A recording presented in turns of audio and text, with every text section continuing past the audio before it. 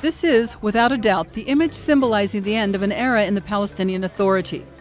More than 1 million Palestinians voted to elect Mahmoud Abbas as the next Palestinian leader, Arafat's successor. Yassir Arafat, who led his people into the Intifada, died at the age of 75. Despite the fact that Arafat represented the Palestinian identity, many were dissatisfied with his leadership, but did not dare say so. What do I think about Arafat's decisions to go ahead with the Intifada? He's a leader, he knows his thing, and that was his views, but one has to ask himself, does everybody accept that or agree with him or not? Basically, the wrong policy was terror.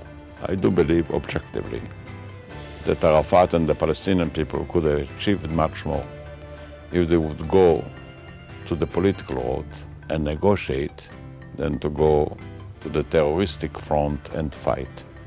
Under Arafat's rule, the Palestinian economy collapsed.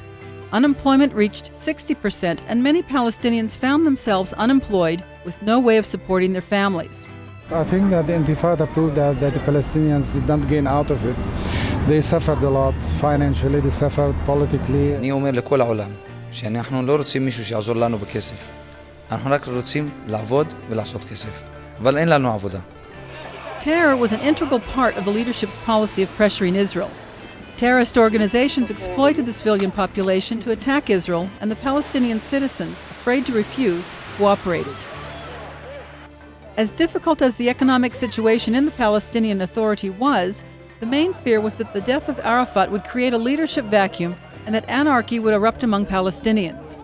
The tension reached its height when Abbas visited the memorial tent for Arafat in Gaza.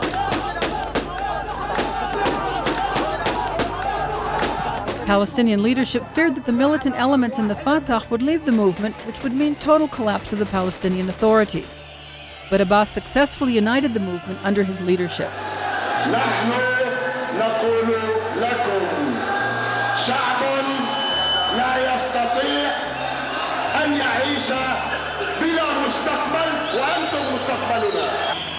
The 62% of Palestinians who voted for Abbas proved that the Palestinians are tired of the conflict with Israel that has lasted for more than 4 years. The insistence on terrorism has strained the Palestinian public nearly to the breaking point. The Palestinians suffered under Arafat's policy. They are ready for a change that will move them towards a healthy economy and an optimistic outlook for negotiations with Israel. أنا دائما بتفائل في شيء أحسن من هاي الأيام. بدي سلام. The peaceful solution would be the best for both the Arabs and the Palestinians, for the Arabs, Palestinians as well as the Israelis. Despite the voices of the citizens, Abbas faces tough opposition: Hamas and the Islamic Jihad. The fundamentalist terrorist organizations, ignoring Abbas's call, continue to carry out terrorist attacks and fire missiles on Israel.